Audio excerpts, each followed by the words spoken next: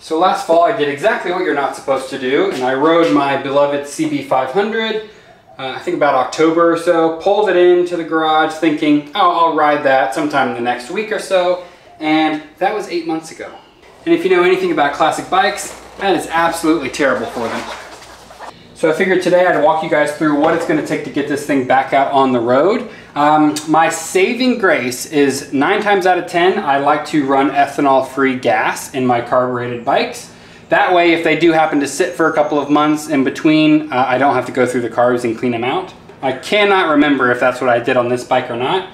I'm a little bit worried that I had the high hopes of riding this bike pretty regularly, so I was like, oh, I'll just put regular fuel in it for now, and it'll be flushed through quick enough where it won't matter, and then we know what happens. So I'm gonna start off with, I'm just gonna try and start this thing. I'm gonna check and make sure all the oil and stuff is good. There's no oil on the ground, so I'm assuming everything's fine.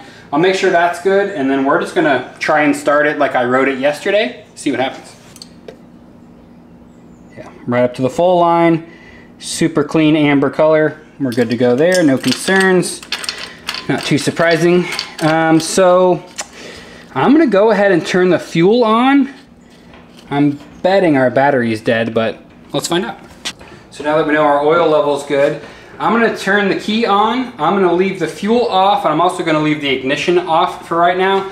I just wanna get some oil circulating, see if our battery has any charge in it, if I'm gonna need to throw a jump box on here. Okay, neutral and oil light come on. If we have enough juice, this should turn over fast enough to turn our oil light off, and that way we know we have good oil pressure. Let's see what happens. Oh, that's not bad.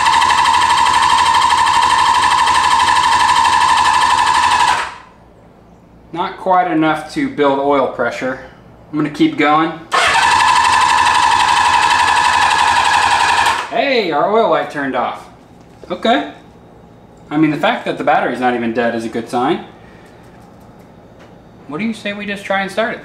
So really quick, before we try and start the bike for the first time, I'm gonna pull out a new diagnostic tool I just got from the sponsor of today's video, which is Topdon.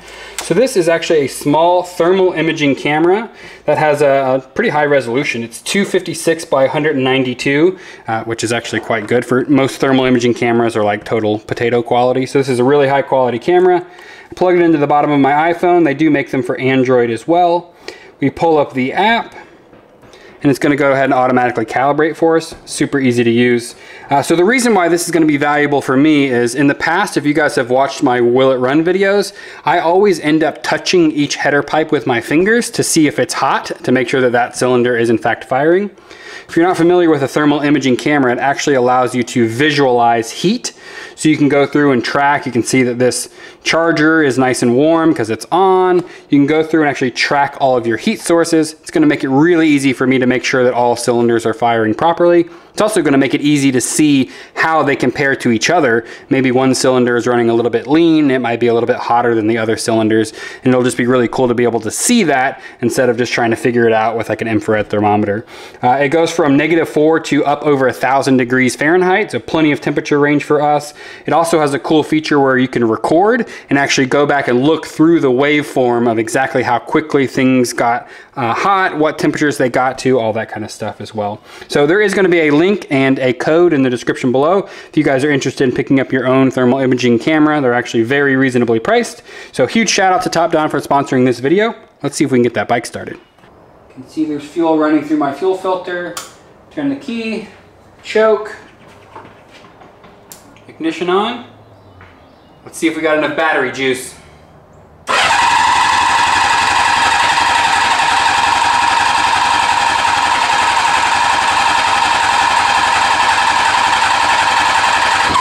Oh, I heard a pop.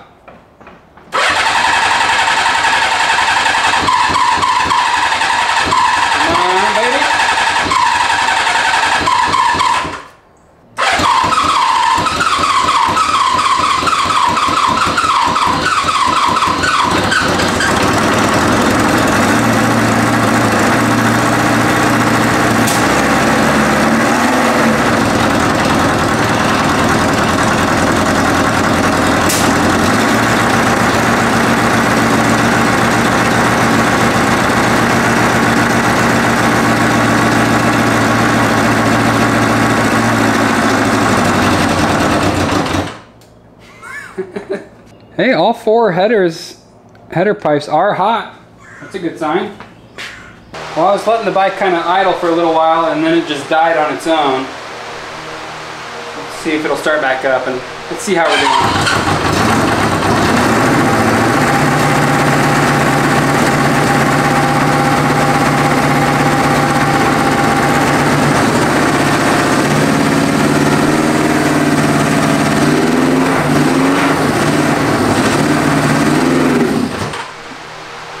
Uh-oh. On a classic Honda with the factory air box, it's actually a pretty huge pain to remove the carburetors. So I'm going to try to get away with pulling the bowls off of the carbs in place. And now that the engine is really nice and hot, that should be super fun. Really all you need to do this is a stubby screwdriver that you can get in here. I like this one that has a little thumb wheel.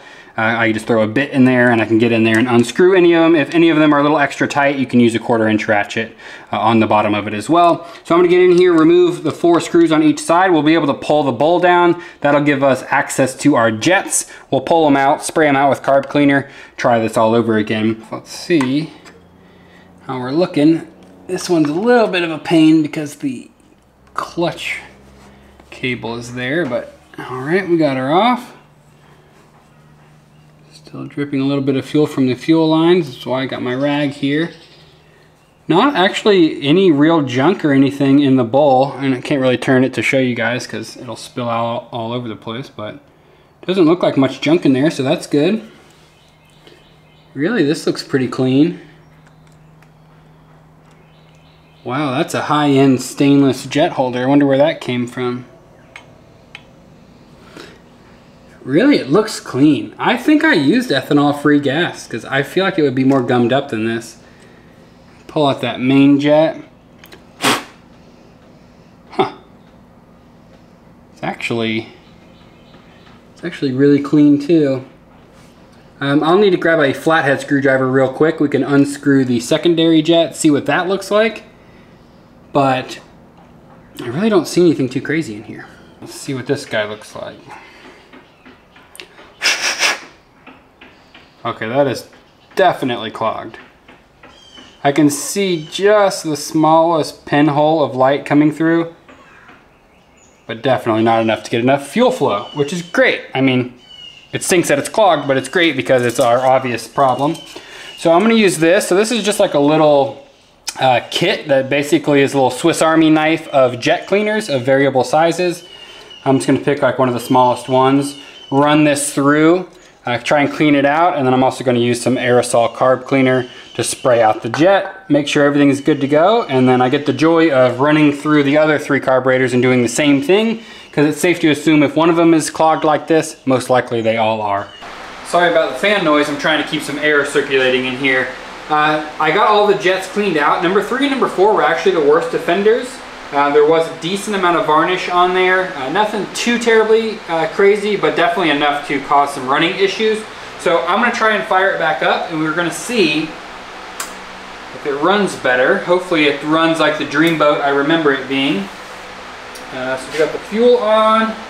Go ahead and throw my choke back on. Let's see how she do.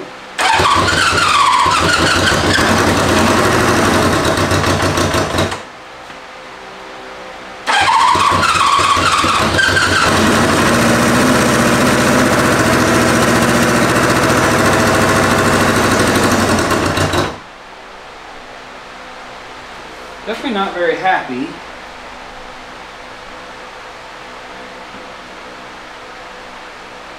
I'm actually going to pull out that thermal imaging camera again and see if all the headers are heating up. Okay.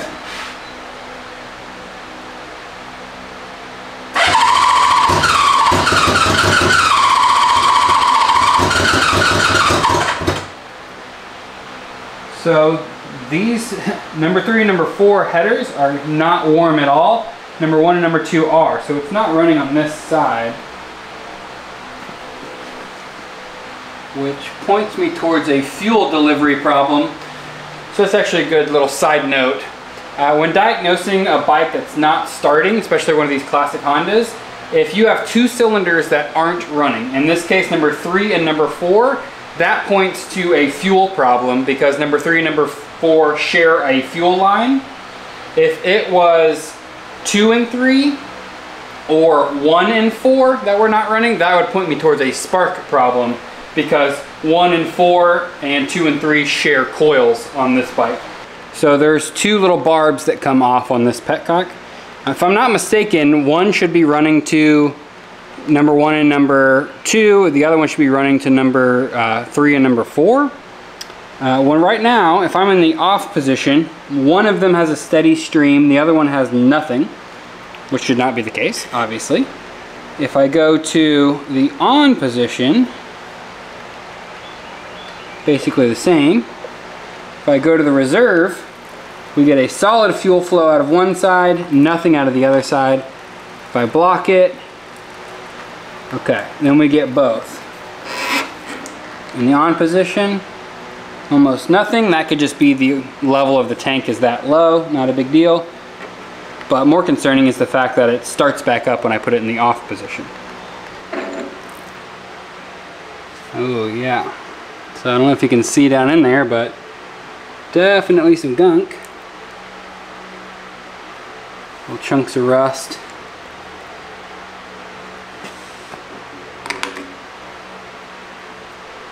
Deformed little filter, little O-ring. I'm gonna go ahead and pull those 2 JIS out.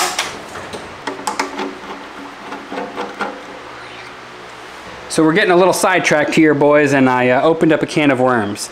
So I found a manufacturing error in this kind of Chinese knockoff fuel petcock I've been using that is causing our leak. When it's in the off position, I'm obviously still getting some drips out of here, and what I have figured out is there are 2 screws that go through the body of this into the gas tank. That's what holds this on. When this thing was manufactured, they did an absolutely horrible job of machining these 2 mating surfaces to be nice and flat. So because they are all wavy and jagged, I'm not sure if you'll be able to tell on the screen or not, because they're all wavy in there, it is not allowing a good seat with my screw, and it's allowing fuel to kind of trickle by, fill up the bowl some more, trickle out our fuel line. So that's why it's not shutting off properly. You'll have to excuse me going handheld for a minute, but it's the only way I can kind of show you what I'm thinking here. So I have a 3/8 4-flute end mill set up in here. I have it kind of interestingly mounted. It's the only way I could figure out how to get this thing mounted where it's nice and level and secure, because the little feed tube through the center kind of screws everything up for us. But this should work just fine. We are removing basically the minimum amount of material I can until it is a clean, smooth, flat finish all the way around the hole.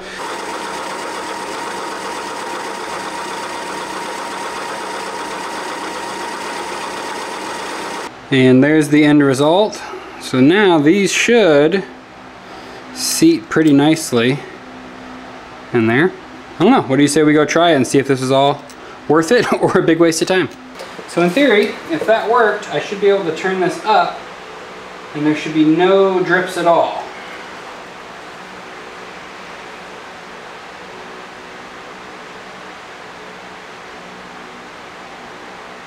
Okay. So that's not leaking. I turn it on, probably shouldn't be on because the fuel level is not really much higher. Still off, reserve.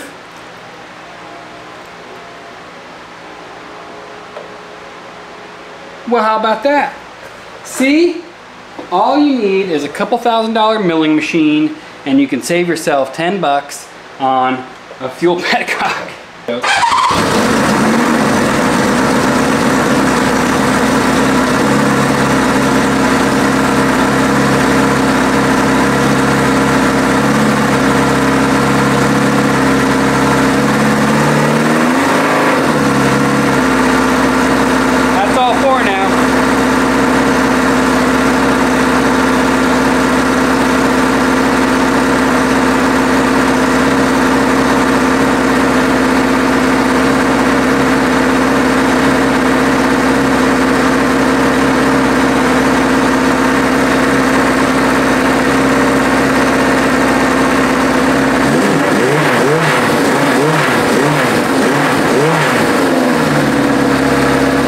just when I thought we were ready to take this thing out on a ride, I put some air in the tires and was starting to wheel it out of the garage and went to go grab the front brake.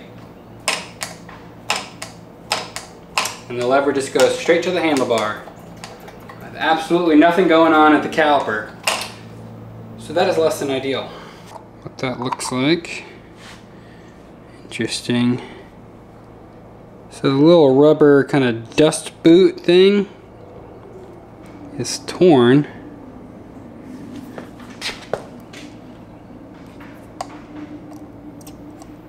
There's still fluid in there, but it's very dirty. That is... Yeah, look at that. We're just going to use a syringe to suck all this out. I went ahead and threw some gloves on because brake fluid is particularly nasty stuff. And it's actually really funny. Every single time I wear gloves in the video, I get this like old crotchety boomer that just like, oh man, you wearing gloves, you wuss. I'm like, imagine your masculinity being so fragile you can't wear gloves. Anywho, if you see him in the comments, I'm sure he'll show up. Go give him a hard time. Alright, well there wasn't much in there. I'm going to wipe that out. I'm going to pop the bleeder screw off of the caliper. We'll kind of pump it a few times, try to clear out the system. And then I always like to reverse bleed or reverse fill, where we fill this up with oil, with brake fluid, and then push it through the bleeder all the way back up to the caliper. Tried to get a good bleed on it, and I really wasn't getting any fluid flow. So I think we have some kind of obstruction or something in the line. So I'm just going to go ahead and pull the whole thing apart. I will most likely rebuild the master cylinder just because I cannot remember if we did it before, and I have the parts, so might as well knock that out. I got the master cylinder over here on the bench all disassembled, and I really don't see anything too crazy. There is a little bit of corrosion, and also all the fluid is very cloudy. I don't know if maybe the fact that this little rubber seal was cracked, maybe some moisture got in and mixed with the brake fluid and you know, spoiled it, for lack of a better term. I'm not 100% sure, so what I'm going to do is just clean out the master cylinder, replace all these components since I already have a rebuild kit on hand. We'll throw a new seal in the caliper, throw it all back on the bike, see if we can get a good bleed out of it, and we will call it good to go. And just like that, about 20 minutes later, we have a nice firm lever. Everything's all freshened up and it seems like it's going to be good to go. I believe that that is it, as far as I know, until we can test drive this thing. So I'm going to pull it outside. I'll probably do a quick lap or two of my neighborhood just to make sure the basics are all working properly. Assuming all that goes well, we'll fully gear up and we'll head out and actually take this thing for a proper test drive.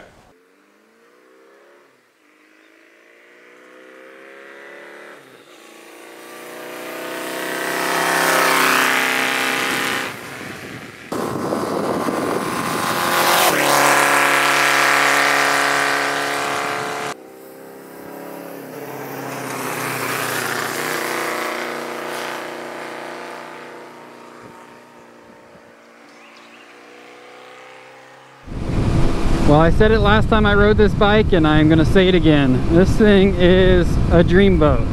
Man, it is. It's so good. Like this, it's 52 years old, and it has absolutely no right being this comfortable, this smooth. I mean, I had to do some highway speeds to get out here, and this thing will do 65, 70 all day long with a smile on your face. I'm gonna say it really loves this right now, which is like 55. Like little twisty back roads, even slower. Like the road I'm heading towards right now is called Cow Creek, and it's like maybe 35, 40 mile an hour speed limit with like trees covering the roads or whatever, and you're just tootling along. Oh my god, it's healing for the soul, honestly, is the only way to put it. But yeah, 52-year-old motorcycle. This thing, it does everything. It does everything you ask of it. It doesn't complain. You do have to plan a little ahead for some big hills. I was having to downshift to get up some bigger hills, but you know, that's just an older 4-cylinder motorcycle. 2-cylinder like my KZ or Triumph or something like that with a little bit more torque, you don't have to downshift as much. But you know, it's just like driving a BMW 2002 or some of those little like old 4-cylinder cars. You just, you know, you don't have a ton of torque to play with, so you just gotta mess around with changing some more gears. But holy moly, man, This thing is excellent. So I pulled over under this little pavilion just to get a little break from the sun, because it is it's hot here in Texas. I think it's probably in the mid 90s already. Summer is upon us, but man, that bike is so good. It does have one problem. It actually had this problem last time I rode it, but I forgot about it. And it is an oil leak on the left side of the bike. Basically inside of the stator cover, there's like a little plug for the oil galley. I'm assuming the O-ring on that plug is just dried out. There's really no other reason why oil would be in that area. So definitely something I need to address when we get back to the shop. It'll be a quick remove that plug, new O-ring, put it back in. It should be pretty simple. Other than that, it's been running like a dream. I mean, I don't have any complaints whatsoever. It's really, really good. It has been like 8 months since I've ridden any kind of motorcycle, and I have forgotten how good riding, especially these little quiet back roads with no traffic, how good it is for the soul. You know, there's a saying that like you rarely see a motorcycle outside of a therapist's office, because it's just really good for your mental health to kind of get out. It's the only thing I can equate it to is when you first get a bicycle when you're a kid and you ride it like probably a little bit too far away from home, and it's like a little bit dangerous, a little bit exciting, and just it's kind of your real first taste of freedom. It's basically like that every time you ride a motorcycle if you haven't before, except for you don't have to pedal. So it's been really good for my mental health today. So I'm glad we got out here and did that.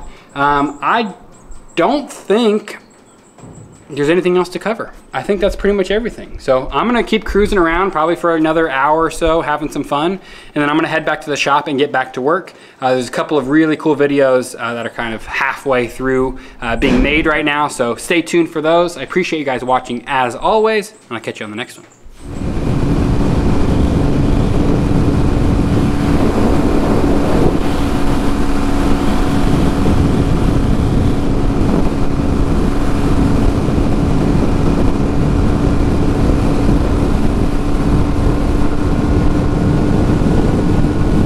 Open road, fresh pavement.